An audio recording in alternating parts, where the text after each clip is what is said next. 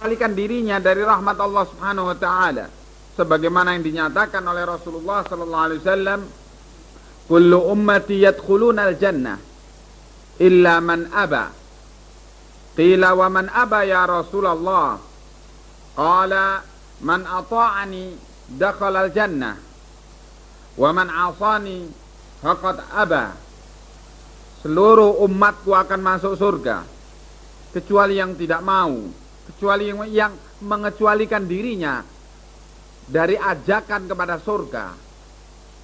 Para sahabat bertanya, siapa ya Rasulullah yang tidak mau masuk surga? Rasulullah SAW menjawab, siapa yang mentaati aku masuk surga.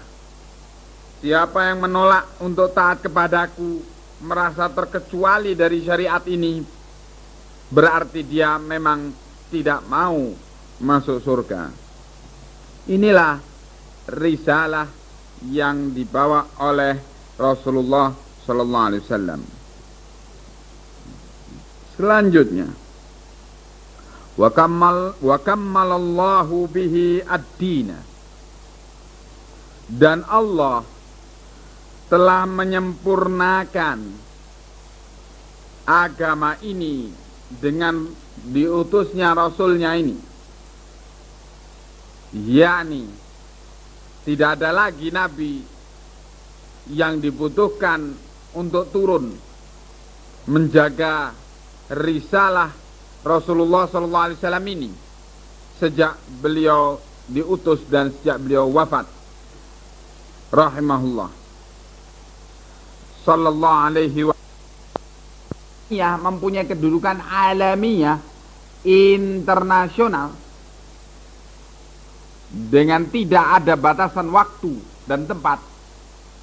Juga risalah ini telah sempurna, kamilah. Allah Ta'ala menyatakan, wad-dalilu qawluhu ta'ala, al-yawma akmaltu lakum dinakum wa atmamtu alaikum ni'mati wa raditu lakumul islam dina. Al-Maidah ayat ketiga. Pada hari ini, yakni waktu hajjatul wada', aku telah sempurnakan bagimu agamamu, dan aku sempurnakan atasmu nikmatku, dan aku ridhai bagi kamu Islam ini sebagai agama. Agama ini sudah sempurna, tidak perlu tambahan dalam segala hal yang berkaitan dengan agama ini. Segala bidang sudah sempurna, sudah ada tuntunannya, dan segala yang ada padanya, sekali lagi, untuk segala manusia di segala zaman.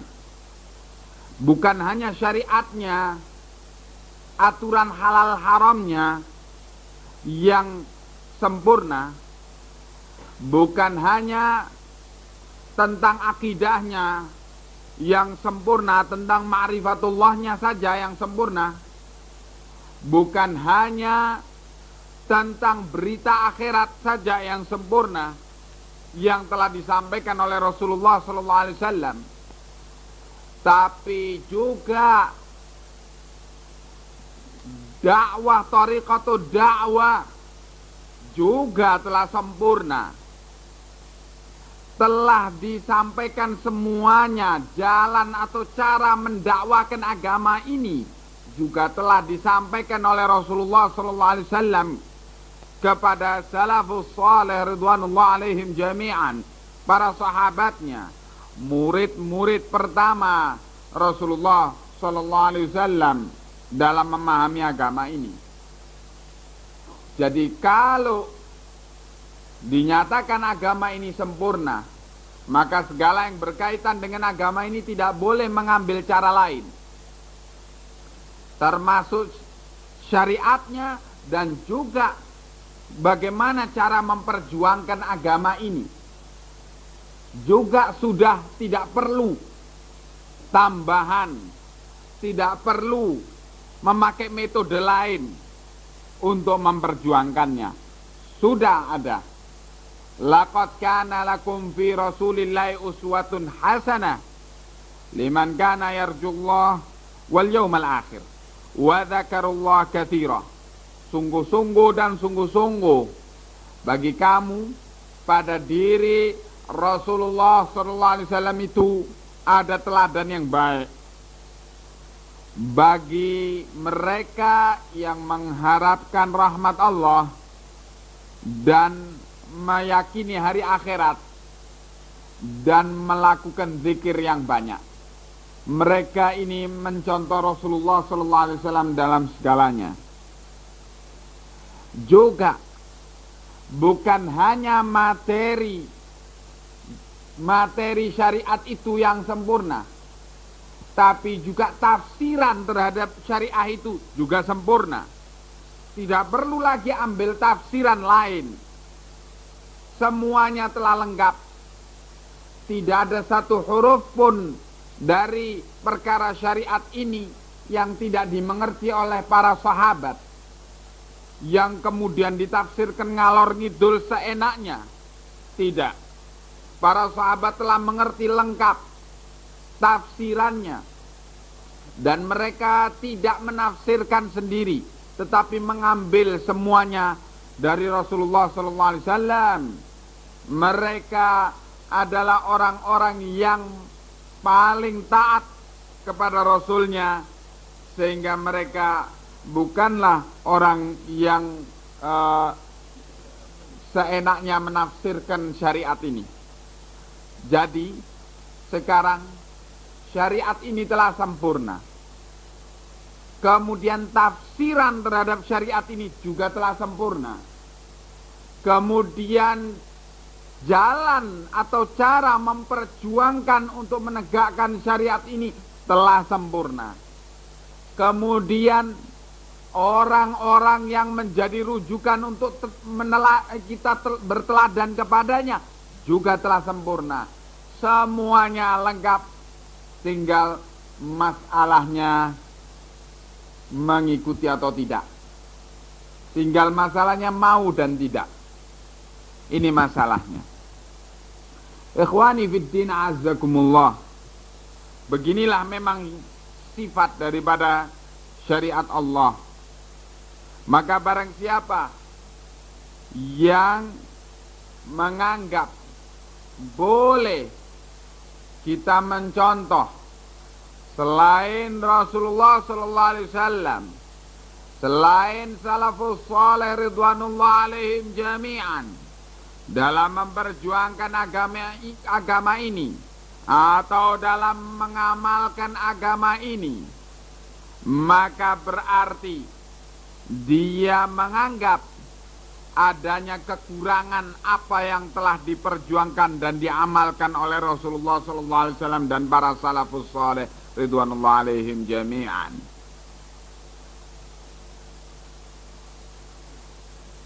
Ikhwani fiddin azzakumullah. Selanjutnya disebutkan di sini, ditegaskan bahwa setelah disempurnakannya agama ini, beliau diwafatkan oleh Allah Subhanahu wa ta'ala, diangkat ke langit ketujuh, dimuliakan rohnya bersama para arwah yang mulia. Setelah beliau diwafatkan, dimatikan, dan beliau telah mati, Allah Subhanahu wa ta'ala menegaskan bahwa Rasulnya ini mati dalam firman-Nya. Waddalilu ala mautihi sallallahu alaihi wasallam qauluhu ta'ala innaka mayyitun wa innahum mayyitun thumma innakum yawmal qiyamati 'inda rabbikum takhtasimun. Surat Az-Zumar 30. Sesungguhnya kamu, hai Muhammad sallallahu alaihi wasallam, mayyit, orang mayyit yang sudah didaftar untuk mati. Wa innahum mayyitun, dan para penentang kamu itu juga mati bakalnya. pasti. Kemudian kalian semua di hari kiamat di sisi Tuhan kalian, di hadapan Allah, takhtasimun, akan berdebat, bertikai untuk mendapatkan pengadilan dari ahkamul hakimin, seadil-adilnya pengadil Allah subhanahu wa ta'ala, yaitu Allah subhanahu wa ta'ala.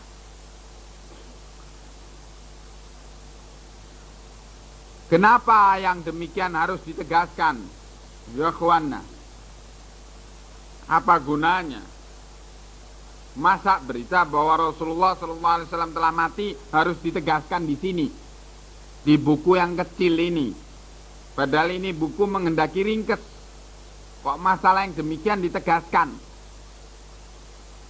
Karena memang Ahlus Sunnah wal Jamaah meyakini bahwa seluruh manusia mati, dan kalaupun belum mati akan mati.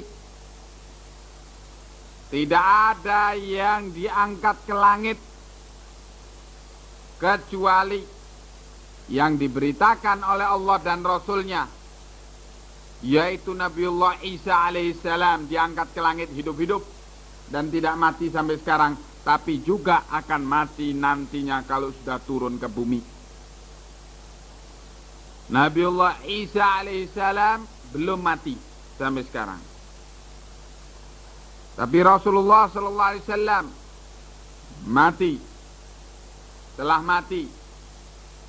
Yang berita kematiannya hampir tidak dipercayai oleh sebagian para sahabat, antara lain Umar bin Khattab radhiyallahu anhu, ketika pertama berita kematian itu diberitakan. Dan Abu Bakar As-Siddiq radhiyallahu anhu, yang imannya itu lebih berat dibanding dengan seandainya seluruh umat Muhammad dikumpulkan imannya ditaruh di satu anak timbangan, imannya Abu Bakar As-Siddiq lebih berat. Abu Bakar As-Siddiq radhiyallahu anhu di saat dahsyatnya berita kematian Rasulullah sallallahu alaihi wasallam tetap istiqamah dengan manhaj ini, tidak tergoyahkan oleh emosi kecintaan kepada Rasulullah sallallahu alaihi wasallam. Dan Allah takdirkan dikala umat Muhammad sallallahu alaihi wasallam, kaum mukminin dari kalangan sahabat ridwanullah alaihim jami'an, kebingungan apakah Rasulullah sallallahu alaihi wasallam mati atau tidak. Bahkan sudah mulai tersebar di kalangan para sahabat ketika pertama disampaikan berita kematian Rasulullah sallallahu alaihi wasallam, itu sudah mulai tersebar bahwa Rasulullah sallallahu alaihi wasallam tidak mati, tetapi diangkat ke langit bertemu dengan Allah Subhanahu wa taala untuk masa waktu tertentu, kemudian nanti akan balik lagi ke kita, seperti Nabiullah Musa alaihissalam yang meninggalkan umatnya 40 hari, kemudian balik lagi 40 hari itu untuk ketemu berdialog dengan Allah Subhanahu wa taala. Mulai tersebar yang demikian.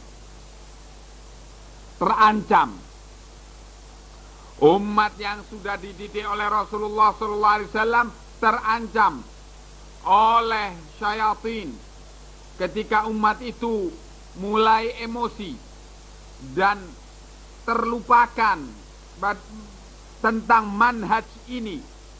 Bahkan ayat-ayat yang menegaskan tentang matinya Muhammad bin Abdullah sallallahu alaihi wasallam lupa mereka. Termasuk Al-Faruq Umar bin Al-Khattab radhiyallahu anhu sampai menghunuskan pedang, menganggap siapa yang memberitakan bahwa Rasulullah sallallahu alaihi wasallam mati berarti dia munafik, aku akan penggal lehernya. Lupa. Dan inilah manusia tidak maksum. Tidak maksum. Tidak terhindar dari kesalahan. Dan para sahabat bukan malaikat, mereka adalah manusia. Tetapi Allah takdirkan Abu Bakar As-Siddiq radhiyallahu anhu Tsaniyas Nain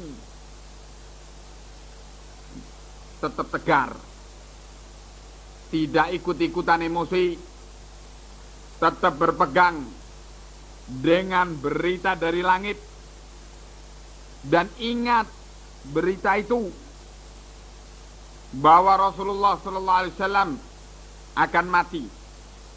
Maka begitu mendengar kematian Rasulullah sallallahu alaihi wasallam, beliau ketika itu masih di istri mudanya di luar kota Madinah, disusul berangkat untuk melihat dengan mata kepalanya jenazah Rasulullah sallallahu alaihi wasallam, masuk ke kamar putrinya Aisyah radhiyallahu anha. Bahkan Aisyah radhiyallahu anha ummul mukminin Siddiqatu bintus Siddiq ikut juga terbawa emosi, melakukan perbuatan dosa, berbuat dengan perbuatan jahiliyah, memukul-mukul mukanya dan memukul-mukul dadanya seperti perbuatan orang-orang jahiliyah.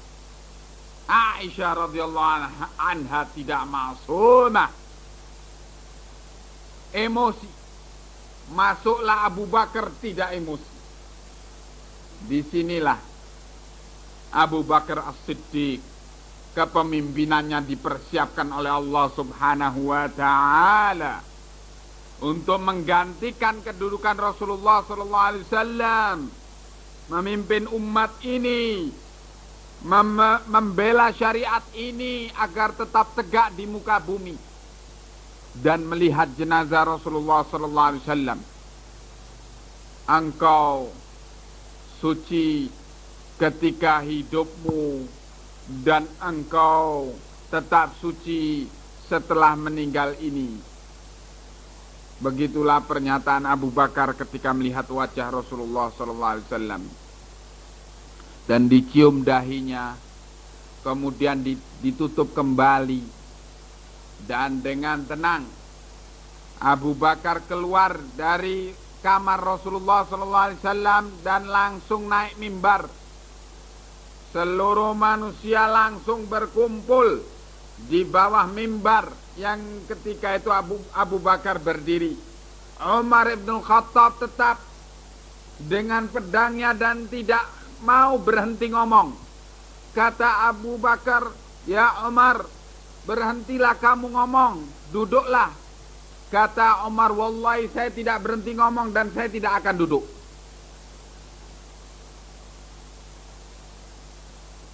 Maka mulailah Abu Bakar di atas mimbar itu memulai omongannya dengan sholawat dan salam, dengan hamdalah. Ketika mulai Abu Bakar ngomong, bubar orang yang di sekitar Umar, ditinggalkan Umar ngomong sendirian. Sekali lagi ini juga membuktikan kepemimpinan Abu Bakar Siddiq radhiyallahu anhu. Semua orang mau mendengarkan apa yang akan diucapkan oleh Abu Bakar ini.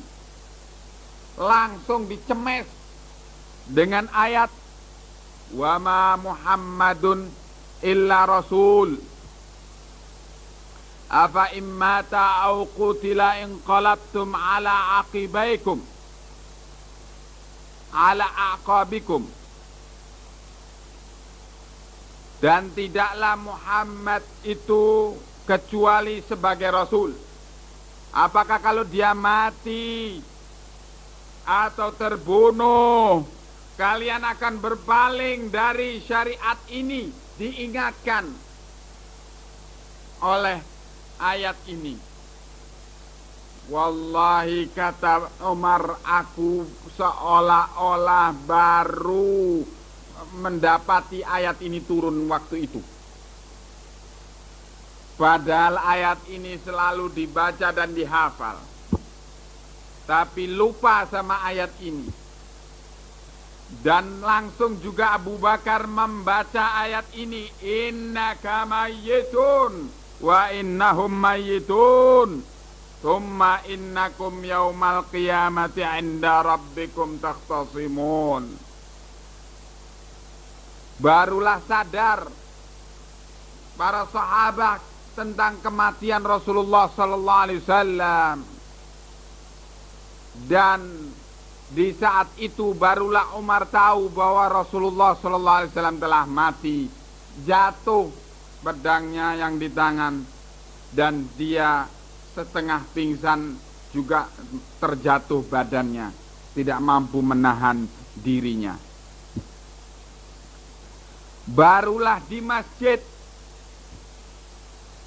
Rasulullah sallallahu alaihi wasallam meledak tangis dari sahabat ridwanullah alaihim jami'an.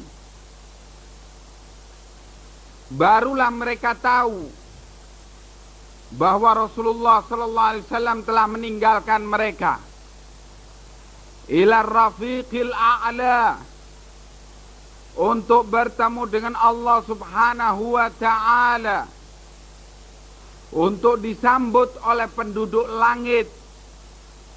Ruh yang mulia ini yang memilih ar-rafiqil a'la ketika diberi pilihan oleh Jibril yang diutus oleh Allah Subhanahu wa ta'ala menanyakan kepada beliau.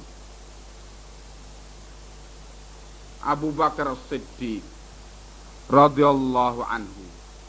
Dan dengan nasihat dari Abu Bakar As-Siddiq sadar kembali para sahabat, dan mereka kemudian menyiapkan untuk pemakaman jenazah Rasulullah sallallahu alaihi wasallam.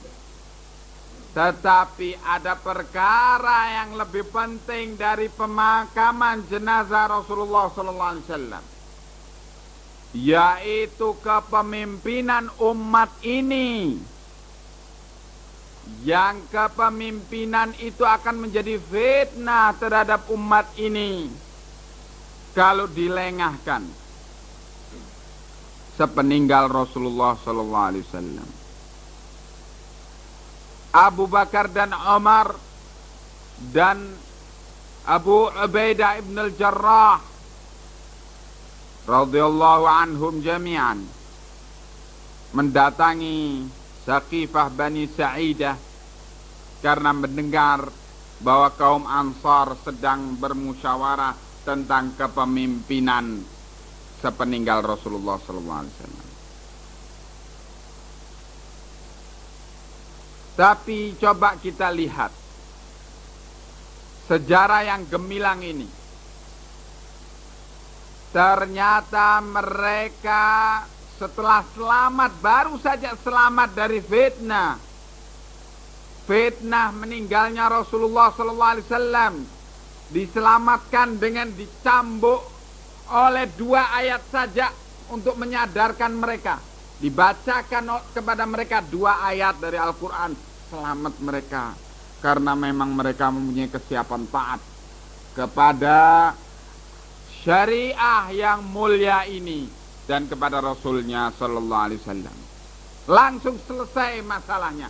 2 ayat menyelesaikan tentang simpang siurnya berita kematian Rasulullah sallallahu alaihi wasallam. Dan sekarang fitnahnya ialah siapa yang memimpin Rasulullah sallallahu alaihi wasallam. Kaum Ansar merasa berhak untuk memimpin, dan memang mereka adalah orang-orang yang mulia. Tetapi perasaan mereka bahwa mereka berhak memimpin sepeninggal Rasulullah sallallahu alaihi wasallam itu tidaklah dicampuri oleh hawa nafsu, oleh ambisi. Tetap saja masih dalam rangka taat kepada syariat ini. memimpin untuk tetap menjaga usaha tegaknya syariat ini, bukan untuk merebut ambisi kepemimpinan. Buktinya apa? Begitu mereka memberitakan kepada Abu Bakar As-Siddiq, Umar ibn Al-Khattab, dan Abu Ubaidah ibn Al-Jarrah radhiyallahu anhu, 3 tokoh Quraisy, memberitakan bahwa mereka telah memilih seorang pemimpin dari mereka. Maka Abu Bakar As-Siddiq membacakan kepada mereka Al-A'immatu min Quraisy. Selesai. Satu hadis. Kalau berita tentang kematian Rasulullah SAW selesai dengan 2 ayat. Sedangkan perselisihan tentang kepemimpinan sepeninggal Rasulullah SAW selesai dengan 1 hadis. Habis masalahnya. Sami'na wa ata'na. Siapa sekarang yang akan memimpin dari Quraisy? Abu Bakar mencalonkan Umar ibn Al-Khattab dan Abu Ubaidah ibn Al-Jarrah. Dan langsung Umar menyatakan, demi Allah lebih baik leherku ini dipenggal daripada aku memimpin yang di situ ada Abu Bakar As-Siddiq dari kalangan rakyatku. Langsung menyambar tangan Abu Bakar untuk menyatakan baiat kepada beliau, dan diikuti oleh seluruh Ansar. Dan kemudian besoknya diulangi baiat itu, diikuti oleh seluruh Muhajirin dan Ansar, Ahlul Bait, Ali bin Abi Thalib, Abbas bin Abdul Muttalib, dan seluruh sahabat semuanya membaiat beliau. Hanya dengan 1 hadis. Selesai. Indahnya masyarakat yang terdidik imannya. Imannya sudah dididik dengan baik. Gak ada masalah selain perkara akhirat. Perkara dunia ini bisa diselesaikan. Inilah masyarakat yang taat pada syariat. Gak perlu pemilu, gak perlu plebisit, apa istilahnya, mengambil mengumpulkan pengumpulan suara rakyat. Gak perlu membentuk partai, nggak perlu membuat koalisi partai-partai, tidak perlu membuat parlemen, tidak perlu membuat konstituante. Selesai. Taat kepada syariat Allah dengan 1 hadis saja. Sami'na wa ata'na. Nggak langsung mencurigai, oh iya kamu apalah hadis itu karena kamu Quraisy. Nggak begitu. Sikap Ansar semuanya taat. Nah, inilah hasil pendidikan Rasulullah sallallahu alaihi wasallam. 23 tahun mendidik mereka. Generasi ini ditinggalkan demikian cemerlangnya. Demikian cemerlangnya. Ketika selesai pengangkatan Abu Bakar As-Siddiq, timbul cobaan berikutnya dari Allah Subhanahu wa ta'ala. Cobaan dalam hal ketaatan mereka kepada sunnah Rasulullah sallallahu alaihi wasallam. Sepeninggal Rasulullah sallallahu alaihi wasallam, apakah mereka itu taat kepada Rasulullah sallallahu alaihi wasallam hanya ketika Rasulullah sallallahu alaihi wasallam masih hidup, ataukah tetap mereka taat dalam sulit maupun senang, dalam keadaan Rasulullah sallallahu alaihi wasallam masih hidup atau setelah beliau meninggal dunia? Permasalahan pengiriman kompi pasukan yang dipimpin oleh Usamah bin Zaid Al-Hib ibnu Hibbir Rasul radhiyallahu anhuma. Yang Rasulullah sallallahu alaihi wasallam ketika sakit keras menunjuk Usamah bin Zaid yang ketika itu usianya belasan tahun, sementara anggota pasukannya para sahabat-sahabat senior yang pendidikannya sudah mencapai takrif, takwin, tanfid, semuanya sudah dijalani.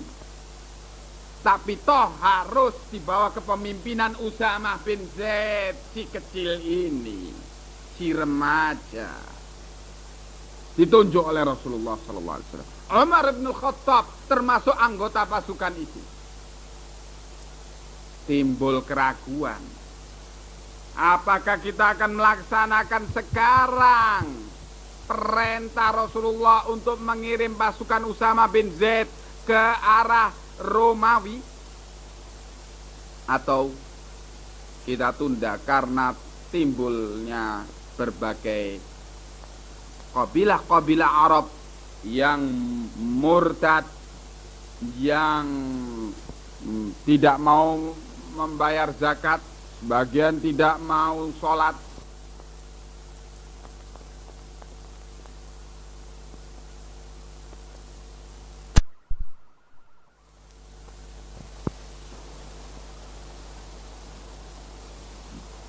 Umar dan para sahabat semuanya menasihatkan Abu Bakar jangan sekarang dikirimnya ini pasukan, dan jangan Usamah itu masih muda. Ini usulan sebagai manusia. Maka Abu Bakar As-Siddiq menunjukkan kembali keimanan beliau yang lebih berat dari seluruh keimanan umat Muhammad sallallahu alaihi wasallam. Kata beliau, seandainya aku melihat para istri-istri Rasul, ummahatul mukminin, para janda-janda Rasulullah sallallahu alaihi wasallam itu diseret oleh anjing-anjing galak di Madinah ini, tetap aku akan kirim pasukan Usamah, dan tidak ada yang berhak menggantikan kedudukan Usamah karena ini adalah panglima Rasulullah sallallahu alaihi wasallam. Abu Bakar Siddiq dalam keadaan negara butuh pasukan untuk mengatasi para pemberontak, tetap dikirim dalam rangka taat kepada Rasulullah sallallahu alaihi wasallam. Untuk apa kita di sini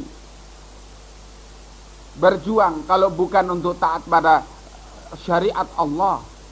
Kalau memang kita berjuang untuk menegakkan syariat Allah, kenapa kita tidak taat kepada syariat Allah? Kenapa kok kita masih berpikir untuk hal-hal lain? Negara kaum muslimin dalam kacau balau. Kita sikat sekarang, ini kesempatan baik.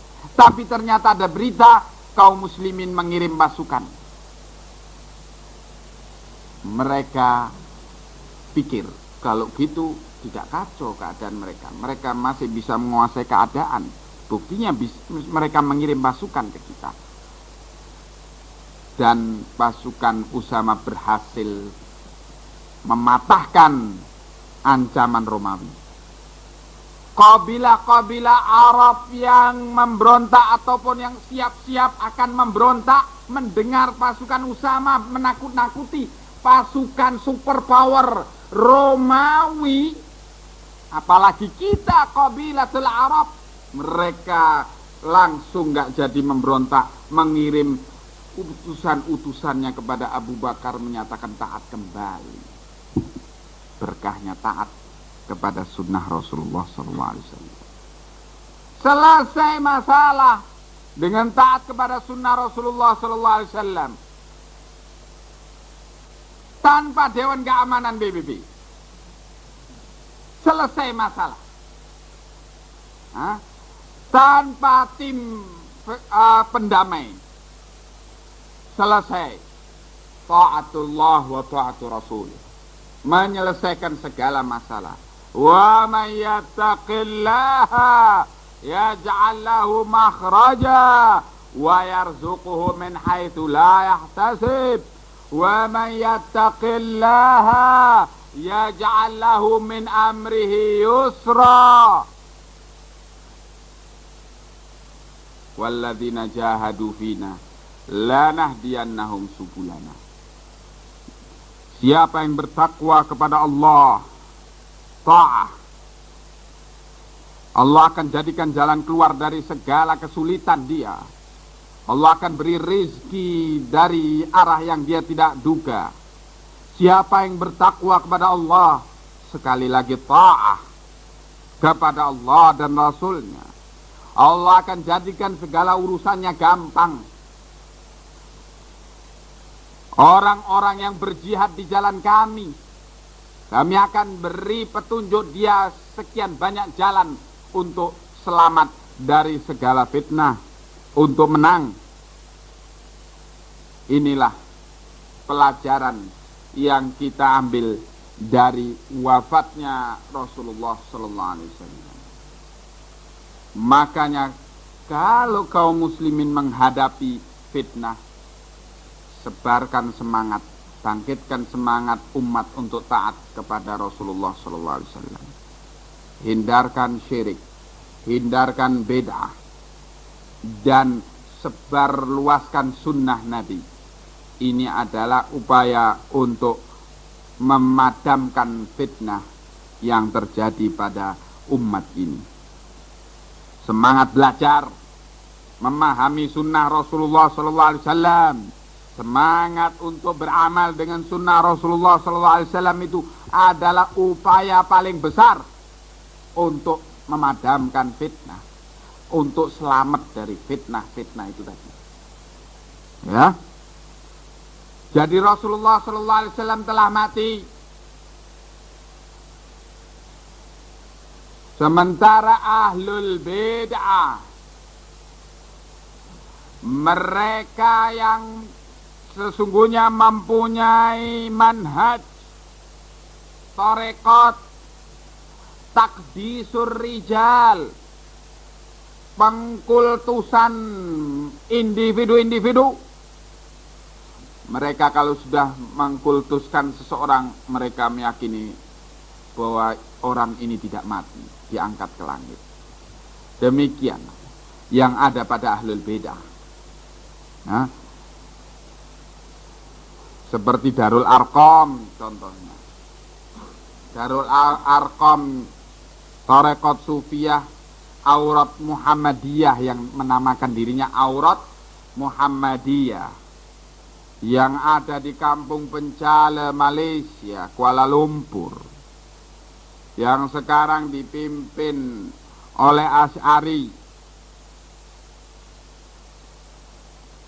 menyatakan Muhammad As-Suhaimi, pendiri tarekat Aurat Muhammadiyah Darul Arqam, belum mati, diangkat ke langit.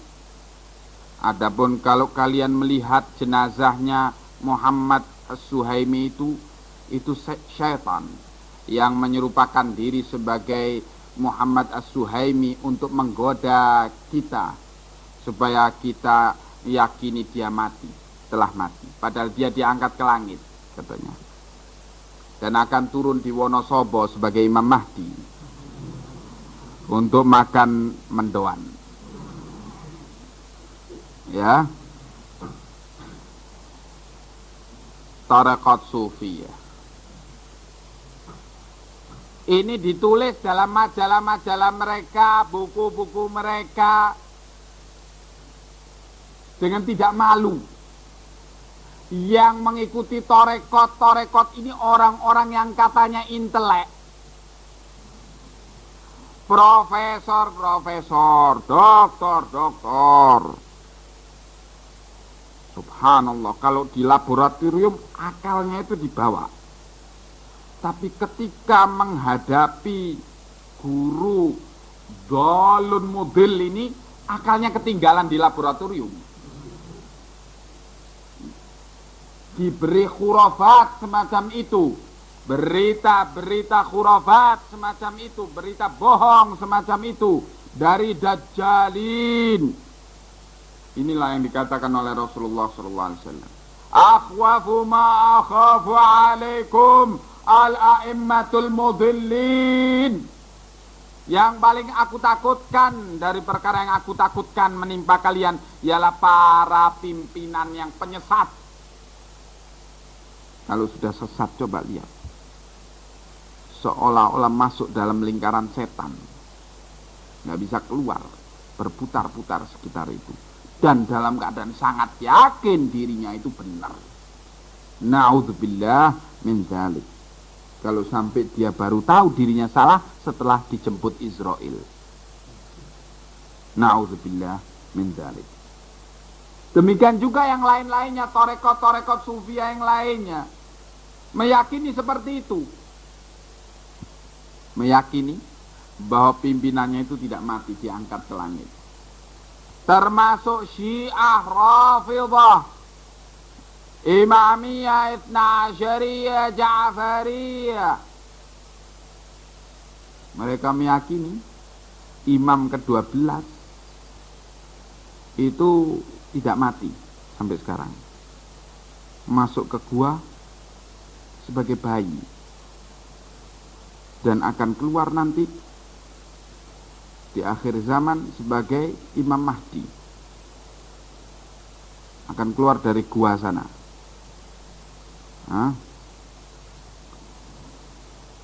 Inna lillahi wa inna ilaihi raji'un. Beginilah keyakinan mereka. Makanya perlu ditegaskan di sini, apapun tingginya kecintaan kita kepada Rasulullah sallallahu alaihi wasallam, tetap kita dalam kecintaan itu tidak sampai mengangkat Rasulullah sallallahu alaihi wasallam lebih dari kedudukannya sebagai hamba Allah. Mati.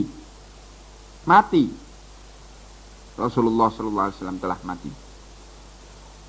Sebagaimana pernyataan Abu Bakar Siddiq, man kana ya'budu Muhammadan fa innahu qad mat wa man kana ya'budullah fa innahu hayyun la yamut.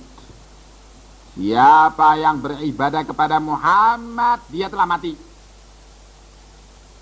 Siapa yang beribadah kepada Allah, maka sesungguhnya dia itu hayyun, zat yang hidup, la yamut, tidak akan mati. Hadza huwa ta'atu syari'atihi. Taat kepada syariatnya. Wan nasu idza matu yub'atsun. Manusia kalau sudah meninggal dunia, yub'atsun, akan dibangkitkan oleh Allah Subhanahu wa taala. Akan dibangkitkan oleh Allah Subhanahu wa taala. Di akhir zaman, bukan dibangkitkan di dunia artinya sebelum kiamat, tapi setelah kiamat, setelah sangkakala pertama yang mematikan seluruh makhluk Allah, dan kemudian dibangkitkannya ialah pada sangkakala kedua.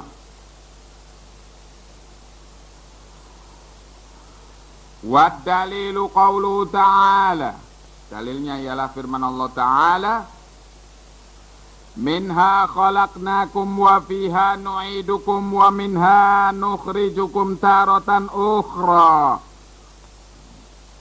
Dari tanahlah kalian kami ciptakan, pada tanah itu pula kalian akan kami kembalikan, dan daripadanya, dari tanah itu kalian akan kami keluarkan, kami bangkitkan tarotan ukhra, kali berikutnya bangkit dari kubur.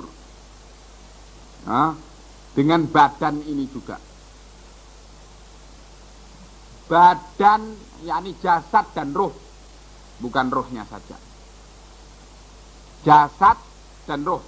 Jasadnya ya ini juga yang kita pakai sekarang ini, yang akan bangkit.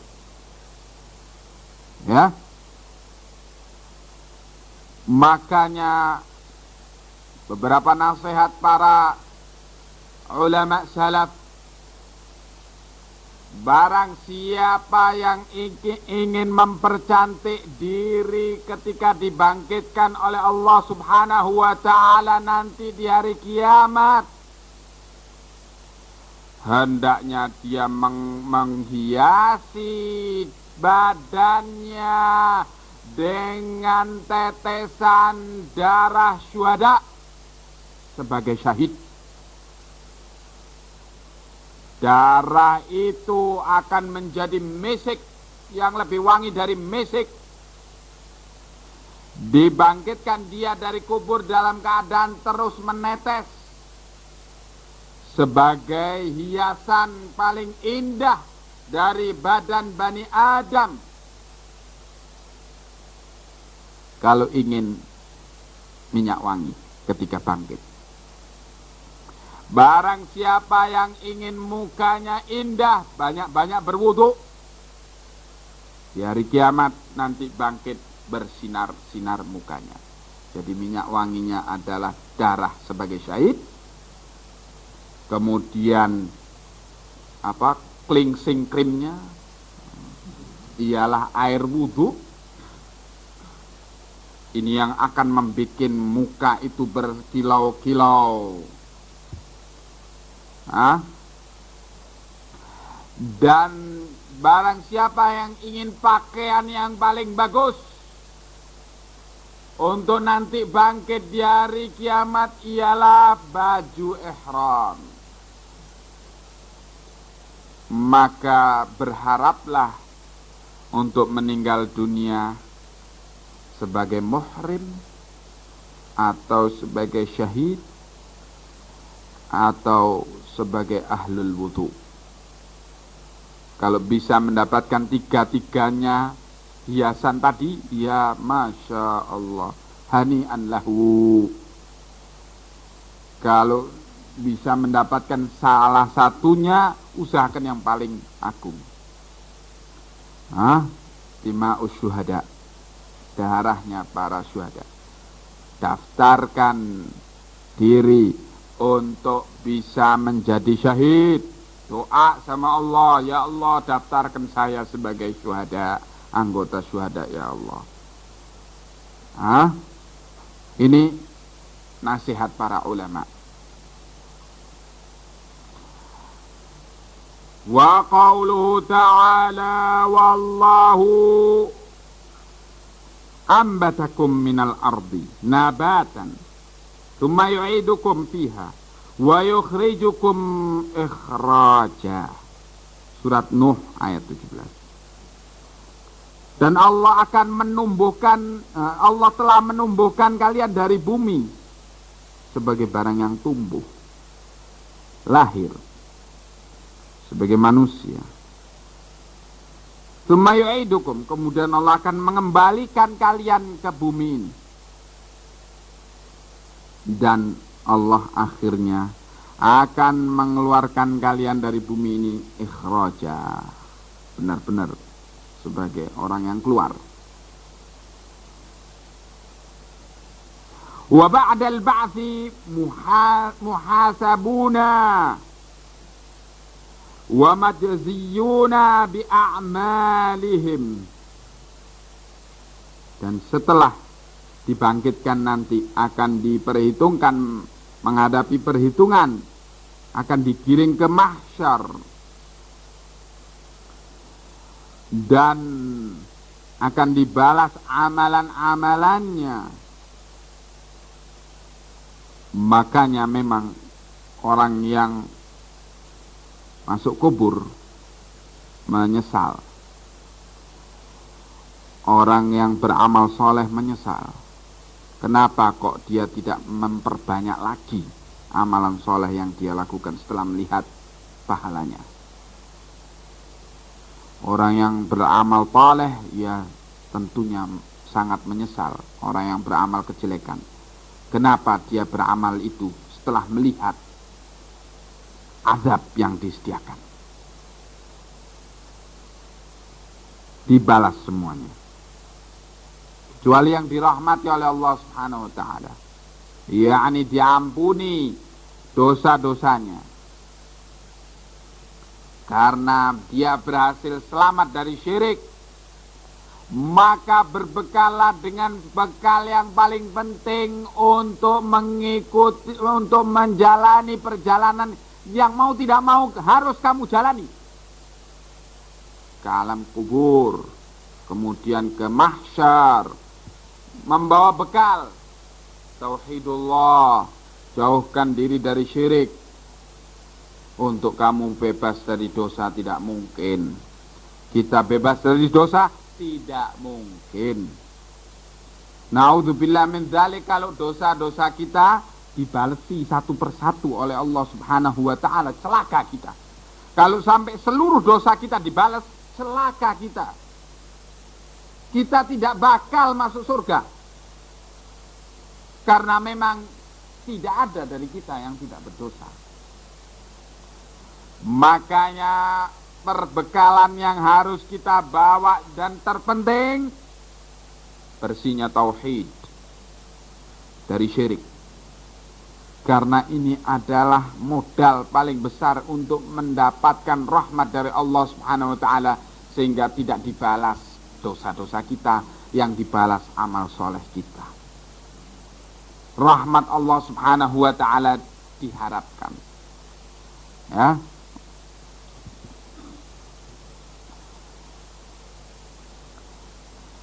Waddalilu qawluhu ta'ala walillahi ma fis samawati wa ma fil ardi liyujziyal ladzina asa'u bima 'amilu wa yujziyal ladzina ahsanu bil husna. An-Najm 31. Dan milik Allah lah apa saja yang di langit-langit dan apa saja yang di bumi, agar Allah membalas orang-orang yang berbuat kejelekan dengan apa yang mereka amalkan. Ini rahmat Allah juga. Allah membalas kejelekan persis sekadar, yakni sebesar kadar kejelekan itu. Bima amilu, dengan apa yang mereka kerjakan. Dan Allah akan membalas kebaikan-kebaikan manusia bil husna, dengan kebaikan yang berlipat-lipat. Rahmat Allah, kalau kebaikan dibalas oleh Allah dengan balasan yang berlipat, berganda. Tapi kalau kejelekan bima amilu, hanya dalam kadar kejelekan itu, tidak pernah lebih. Rahmat Allah Subhanahu wa ta'ala. Dan rahmat lebih besar lagi, kita tidak dibalas kejelekannya kalau berhasil mendapatkan ridha Allah, karena bersih tauhid kita, baik dari syirik asghar maupun syirik akbar, syirik kecil maupun syirik besar. Selamat insya Allah dapat rahmat dari Allah Subhanahu wa ta'ala, walaupun dosanya itu ditumbuk-tumbuk sampai nyundul langit. Ya. Naam. Wa man kadzdzaba bil ba'tsi kafara. Siapa yang mendustakan hari kebangkitan, dia telah kufur kepada Allah Subhanahu wa taala. Model kekafiran ahlul bid'ah terhadap hari kebangkitan, enggak terang-terangan, oh enggak benar hari kebangkitan, enggak bilang gitu mereka. Caranya halus. Mereka bilang, enggak benar kita nanti dibangkitkan dengan jasad kita, hanya roh kita yang dibangkitkan, kata mereka. Aqlaniyun. Kaum aqlaniyun, abduisme, pengikut pemahaman neo-mu'tazilah. Mereka mengingkari kebangkitan itu dengan jasad dan roh. Mereka menyatakan kebangkitan itu hanya dengan roh, dan ini bentuk kekafiran terhadap hari kebangkitan. Seperti kekafirannya kufar Quraisy. Sengaja ketika mendengar akan dibangkitkan kembali jasad manusia ini, digali kubur kuno, dicari tulang-tulang yang sudah lapuk, dibawa tulang yang sudah lapuk ini kepada Rasulullah SAW. Ya Muhammad, apakah ini yang akan bangkit kembali? Kemudian ditiupkan ke muka Rasulullah SAW. Beterbangan dari tulang yang lapuk ini, abu yang dari tulang itu. Kata Rasulullah SAW, ya Allah akan bangkitkan kamu dan Allah akan masukkan kamu ke jahanam. Dijawab langsung. Dan ternyata orang ini terbunuh sebagai kafir Quraisy dalam peristiwa perang Badar. Coba, mereka mengingkari bangkitnya manusia dengan jasad dan roh. Sampai seperti itu mereka membuat main-main terhadap perkara hari kebangkitan itu. Wa arsalallahu wa man kadzdzaba bil ba'tsi kafar. Siapa yang mengingkari hari kebangkitan, dia telah kufur kepada Allah Subhanahu wa taala. Dalilnya, wa dalil qauluhu ta'ala, dalilnya ialah firman Allah Ta'ala, za'ama alladhina kafaru alla yub'atsu qul bala wa rabbi la tub'atsunna thumma la tunabbi'unna bima 'amiltum wa dzalika 'ala Allah yasir. Orang-orang kafir menyangka bahwa mereka tidak akan dibangkitkan di hari kiamat nanti. Katakan, bahkan kalian akan dibangkitkan demi Tuhanku. Sungguh kalian akan dibangkitkan. Kemudian sungguh kalian akan diberitahu tentang amalan-amalan kalian di akhirat nanti. Dan yang demikian itu gampang bagi Allah. Kok ada pertanyaan, lah bagaimana orang yang kena bom berkeping-keping badannya? Kok ada pertanyaan begitu? Rupanya mengukur kemampuan Allah itu dengan kemampuan NASA atau kemampuan apa? Rupanya mengukur kemampuan Allah dengan kemampuan Profesor Fulan, Doktor Fulan. Inna lillah wa inna ilaihi raji'un. Dalam Sahih Muslim ada kisah orang yang ngeri dengan hari kebangkitan ini. Kata Rasulullah SAW, ada di zaman Bani Israel orang yang terus-menerus ketakutan karena dia itu merasa telah berdosa, tapi dia tidak bisa mengatakan kepada anaknya dosanya itu apa. Ketika dia sakit keras, dia pesan wasiat sama anaknya, wahai anakku, kalau aku nanti mati, bakarlah tubuhku sampai jadi abu, kemudian abuku itu tebar-tebarkan ke seluruh penjuru,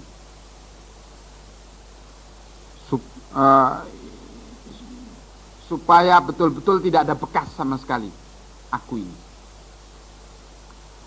Ketika meninggal dunia, dilaksanakan wasiat ini oleh anaknya. Kemudian Allah Subhanahu wa ta'ala memanggil kepingan-kepingan debu tadi yang berasal dari badannya orang ini dan berkumpul kembali dan menjadi kembali orang tersebut di hadapan Allah Subhanahu wa ta'ala, jasad dan waruhan, jasad dan rohnya. Dan Allah tanya, mengapa kamu lakukan itu? Dan Allah Maha tahu apa yang terbetik di hati orang tersebut. Kenapa dia lakukan? Allah tanyakan. Kata dia, ya Allah, aku mempunyai dosa dan Kau Maha tahu dosaku. Aku takut akan azab-Mu ya Allah. Aku berharap dengan dilakukan seperti itu, aku tidak ada bekasnya lagi. Dan aku sebagai turab, debu bercampur jadi debu. Pikiran dia, kalau campur jadi debu, berarti termasuk debu. Pikiran dia, supaya aku bisa terbebas dari azab. Wa izzati wa jalali, Allah katakan kepada dia, demi keagunganku dan kemuliaanku, aku ampunkan kamu karena takutnya kamu kepadaku, dan dimasukkan surga orang ini.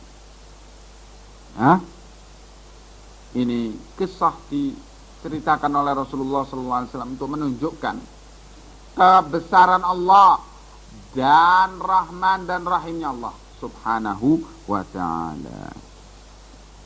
Baik, akan dibangkitkan. Orang-orang kafir menyangka mereka tidak akan dibangkitkan, katakan bahkan mereka akan dibangkitkan demi Tuhanku. Sungguh-sungguh mereka akan dibangkitkan, kemudian sungguh-sungguh mereka akan diberitahu apa yang mereka lakukan, dan yang demikian gampang bagi Allah. Gampang. Allah menciptakan kalian dari tidak ada kemudian ada. Tentunya lebih gampang untuk mengumpulkan kembali wujud kalian dari yang ada.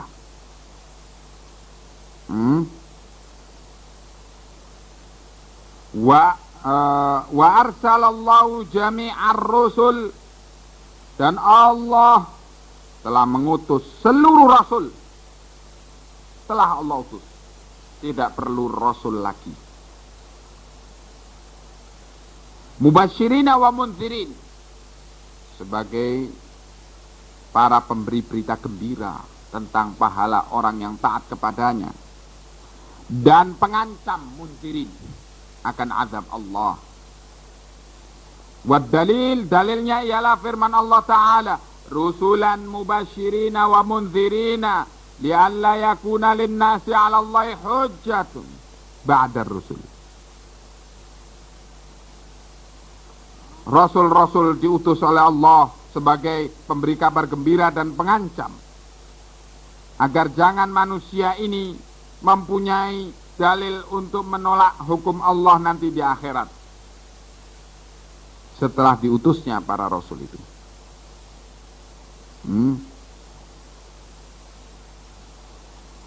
Wa awwaluhum Nuh alaihi salam wa akhiruhum Muhammad sallallahu alaihi wasallam wa huwa khatamun nabiyyin. Rasul pertama